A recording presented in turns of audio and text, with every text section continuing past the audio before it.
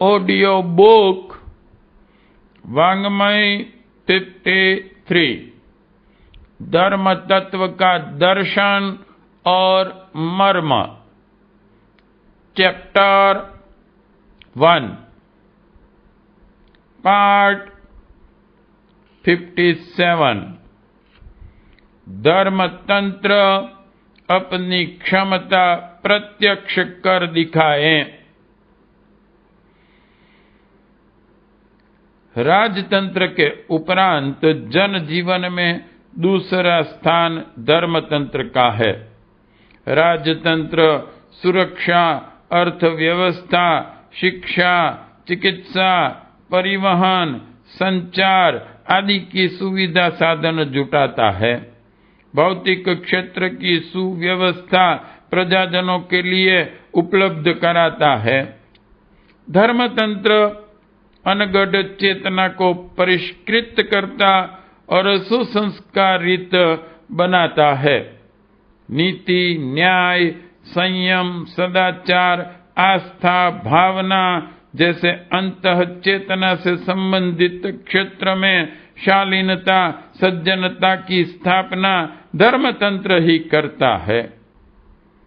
मानवीय गरिमा के अनुरूप चिंतन, चरित्र और व्यवहार को आदर्शवादिता के ढांचे में डालने की जिम्मेदारी उसी की है। संयम बरतने और बचत को परमार्थ प्रयोजनों में लगाने की शिक्षा, प्रेरणा उसी के तत्व दर्शन से उपलब्ध होती है। अंतराल को परिष्कृत करना धर्म का काम है और भौतिक क्षेत्र की सुविधाएं जुटाना, वैभव परक प्रगति का सरंजाम जुटाना राजतंत्र का। दोनों मिलकर ही एक दूसरे के पूरक बनते हैं। इस संयोग सुयोग से ही समग्रता बनती है। राजतंत्र को गतिशील, सुनियोजित रखने के लिए अनेकानेक प्रतिभाएं विभिन्न क्षेत्रों में कार्यरत रहती है। टैक्सों के आधार पर जनता उसके लिए आवश्यक साधनों की व्यवस्था जुटाती है। धर्मतंत्र लोक श्रद्धा पर आधारित है। उसे धर्मसेवी साधु, ब्राह्मण, परिव्राजक, दानशील मिलजुल कर पोषण प्रदान करते हैं। दोनों का सुव्यवस्थित और सुसंचालित रहना आवश्यक है। गड़बड़ी इनमें से किसी भी क्षेत्र की सहन नहीं हो सकती। शासन अनीति अपनाए तो प्रजा को त्रास सहने पड़ेंगे और अराजकता फैलेगी। धर्म धारणा में यदि प्रचंड पाखंड का समावेश होगा तो व्यक्तित्वों का स्तर गिरेगा। वे भ्रष्टाचार पर उतरेंगे और मर्यादाओं, वर्जनाओं का उल्लंघन करते हुए मानवीय गरिमा को पतन पराभव के गर्त में धकेल देंगे।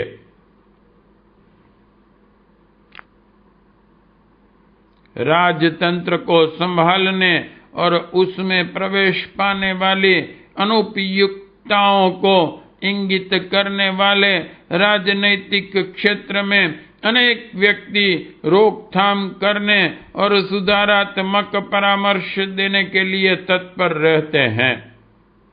इसलिए गड़बड़ियां एक सीमा तक ही चल पाती है। संतुलन बनाए रहने के प्रयत्न चलते रहते हैं। फलतः बिगाड़ उस सीमा तक नहीं पहुंच पाता जिसे गतिरोध कहा जा सके, किंतु धर्मतंत्र को ऐसी सुविधा उपलब्ध नहीं है। धर्मध्वजी अपनी मनमर्जी चलाते रहते हैं। वे न सतयुगी मर्यादाओं का अवलोकन करते हैं, न धर्म दूरियों के लिए निर्धारित उच्च स्तरीय चरित्र मर्यादा का परिपालन। फलतः उस क्षेत्र के अधिकांश लोग निहित स्वार्थों के कुचक्र में फंसते हैं और जिस प्रकार भावुक भक्त जनों को दिग्भ्रांत करके अपना उल्लू सीधा करते हैं। इस आधार को अपनाने पर धर्म क्षेत्र के मूर्धन्यों का उतना प्रभाव सर्वसाधारण के मन पर नहीं पड़ पाता कि उनके प्रतिपादनों प्रवचनों पर ध्यान दिया जा सके, उन्हें हृदयगम किया जा सके। दूसरी ओर साधारण धर्म प्रेमियों की भाव श्रद्धा अंधश्रद्धा स्तर तक जा पहुंची है। उसकी वह परीक्षण बुद्धि धूमिल हो जाती है जिसके आधार पर उचित अनुचित का अंतर कर सकना संभव हो सके। धूर्तता और मूर्खता का तालमेल सद जाने पर ऐसा कुछ चल पड़ता है जिसे धार्मिक क्षेत्र की विडंबना भी कहा जा सकता है, धर्म धारणा नहीं। यही है वह दुर्भाग्य जो राजतंत्र की विकृतियों से भी अधिक मात्रा में धर्मतंत्र में घुस पड़ा है। उसी ने बिखराव उत्पन्न किया है। उसी कारण छोटे छोटे वर्ग समुदायों, मतांतरों, संप्रदायों से इस सशक्त क्षेत्र का विकेंद्रीकरण हुआ है। इसका दुष्परिणाम सर्वसाधारण को भुगतना पड़ा है। सच्ची धर्म धारणा का अमृत दुर्लभ हो जाने से उसे अपनी प्यास ऐसे गंधले पानी से बुझानी पड़ रही है जो समग्र आंतरिक स्वास्थ्य की दृष्टि से हितकर नहीं है।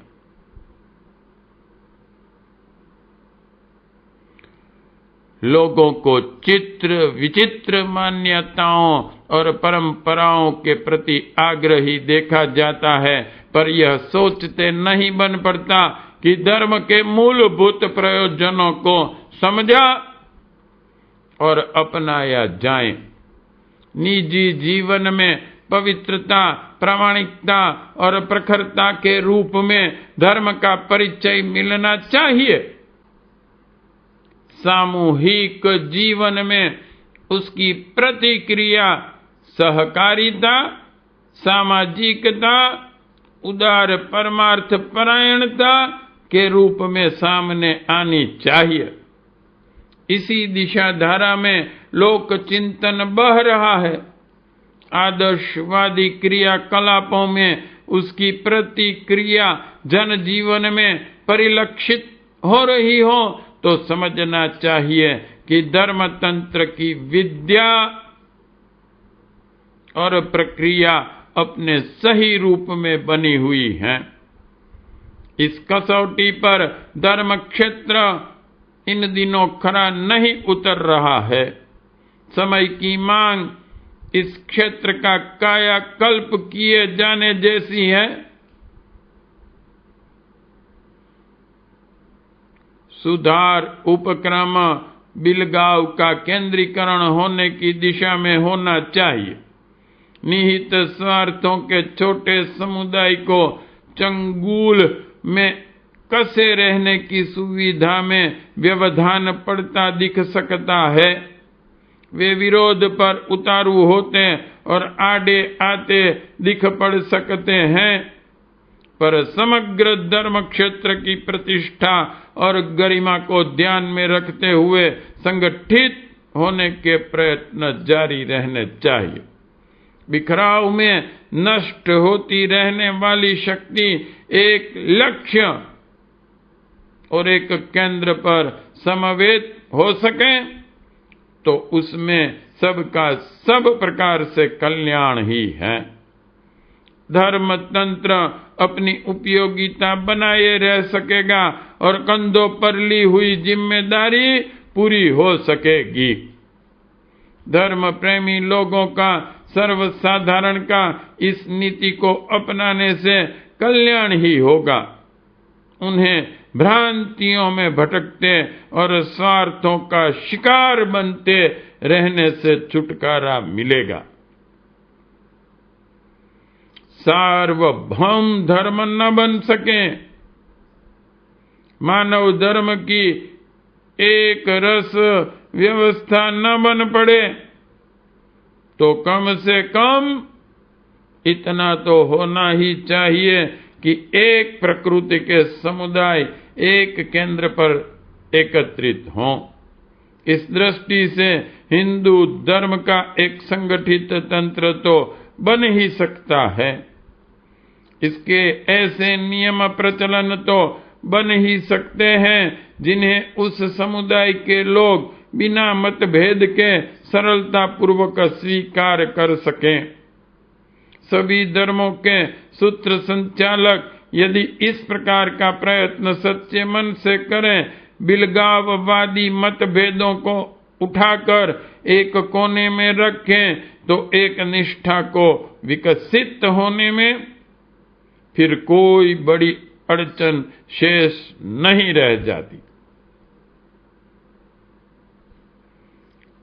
रुचि के अनुकूल पूजा उपासना में, तत्व दर्शन में विभिन्नताओं को अपनाए रहने की भी छूट मिल सकती है, पर चरित्र निष्ठा और समाज निष्ठा के परमार्थवादी सिद्धांतों में तो एक रूपता रह सकती है। प्रथा प्रचलनों को भी यथासंभव एकता और समता के ढांचे में डाला जा सकता है।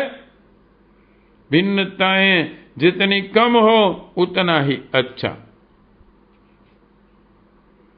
धार्मिक तत्व ज्ञान के उच्च स्तरीय स्वरूप का अध्ययन करने के लिए ऐसे शोध संस्थानों की सुविधा होनी चाहिए जो भिन्नताओं के बीच पाई जाने वाली एकता को खोजकर उसे उजागर कर सकें, सर्वसाधारण के लिए प्रस्तुत कर सकें। धर्म प्रचार के लिए प्रामाणिक प्रवक्ता तैयार किए जाएं जो इस विषय पर अधिकारपूर्ण लिख सकें और प्रचार प्रचलन के क्षेत्र में उतर सके। स्थान स्थान पर ऐसे केंद्र स्थापित कर सकें जो अपने क्षेत्र में धर्म धारणा को जीवंत एवं गतिशील बनाए रहने की जिम्मेदारी संभाले। हर गांव में एक प्रामाणिक धर्म केंद्र होना चाहिए जो विचार देने के साथ साथ ऐसे सेवा कार्यों की व्यवस्था बनाए रहें जो जनसाधारण की सहानुभूति आकर्षित करती हो। सभी ईसाई चर्चों में शिक्षा, चिकित्सा, पीड़ितों के सामायिक सहायता की व्यवस्था रहती है। अपने धर्म केंद्रों में भी ऐसा कुछ रहना चाहिए। मात्र कथा प्रवचनों, सत्संगों, कर्मकांडों तक ही सीमित न रहा जाए। लोक मंगल के लिए धर्म धारणा को किन किन क्षेत्रों में किस किस प्रकार प्रयुक्त किया जा सकता है, इसके लिए प्रांतीय भाषाओं के क्षेत्रों में अलग अलग विश्वविद्यालयों की स्थापना हो सकती है। भाषाई कठिनाइयों के कारण एक क्षेत्र से दूसरे क्षेत्रों के लोगों तक अपनी बात नहीं पहुंचा पाते। इस कठिनाई को दूर करने के लिए भाषाई क्षेत्रों के धर्म प्रशिक्षण विद्यापीठें अपनी कार्यविधि अपनी भाषाओं में भी सिखा सकती हैं, पर सभी की नीति एक हो। केंद्रीय तंत्र से ही सभी को मार्गदर्शन मिले, सभी एक शैली को अपनाएं। दूसरा विकल्प यह भी हो सकता है कि एक केंद्रीय विश्वविद्यालय में भिन्न भाषाओं के माध्यम से एक ही स्थान पर एक ही शैली में भाषाई माध्यम अपनाते हुए शिक्षा व्यवस्था चलती रहे। इस प्रकार एक ही स्थान से विभिन्न भाषी के क्षेत्रों के काम करने वाले कार्यकर्ता उपलब्ध होते रहेंगे। धर्मतंत्र की प्रभाव क्षमता, व्यापकता, संपन्नता को देखते हुए उसे अनेकानेक लोकोपयोगी कार्यों का दायित्व सौंपा जा सकता है। उसे छोटी परिधि में सीमित नहीं रखा जा सकता। अभ्यर्थना, कथा, वार्ता एवं कर्म कांडों, परंपराओं का निर्वाह बर होता रहे, यह उचित न होगा। सामायिक आवश्यकताओं के अनुरूप जन कल्याण के कार्यों में उसकी क्षमता को नियोजित किया जा सकता है, किया जाना चाहिए। शिक्षा संवर्धन, स्वावलंबन, सत्प्रवृत्ति संवर्धन, दुष्प्रवृत्ति उन्मूलन जैसे क्रियाकलापों के अनेक स्वरूप हो सकते हैं और वे धर्मतंत्र के माध्यम से सुविस्तृत क्षेत्र में क्रियान्वित हो सकते हैं। अपने देश में 7 लाख गांव हैं, 60 लाख संत। हर गांव के पीछे उनका औसत 8.5 आता है। जब जनता उनके निर्वाह का भार उठाती है तो उसे यह अधिकार है कि उनसे कुछ सेवा सहायता की आशा भी करें। धर्म सेवी समुदाय यदि चाहे तो अशिक्षा की समस्या का सहज समाधान निकल सकता है। इतने संत, अध्यापक यदि चाहें तो अपने अपने कार्य क्षेत्र बनाकर उसमें निरक्षरता उन्मूलन के लिए इतना अधिक काम कर सकते हैं कि कुछ ही समय में देश के माथे से निरक्षरता का कलंक मिट जाए। शेखावटी के स्वामी केशवानंद ने यही कार्य अपने हाथ में लिया था और गांव-गांव प्राथमिक शालाएं स्थापित करके उन्होंने हाई स्कूल, कॉलेज तक पहुंचा दिया था। यह कार्य कोई भी धर्म क्षेत्र का व्यक्ति बड़ी सरलता पूर्वक हाथ में ले सकता है और उसे सरलता पूर्वक पूरा भी कर सकता है। गली कूचों में सड़ती रहने वाली गंदगी न केवल कुरुचि दुर्गंध बिखेरती हैं, वरन बीमारियां उत्पन्न करके अनेकों के लिए प्राण संकट भी खड़ा करती हैं। सहकारी श्रमदान के बलबूते कोई भी सेवा भावी संगठन अग्रगमन का मार्गदर्शन बनते हुए बिना सफाई कर्मचारियों के ढूंढे अपने बलबूते उस प्रयोजन को पूरा करा सकता है। श्रमदान संगठन के माध्यम से अनेकों उपयोगी कार्य स्थानीय आवश्यकता के अनुरूप सहज ही पूरे किए जा सकते हैं।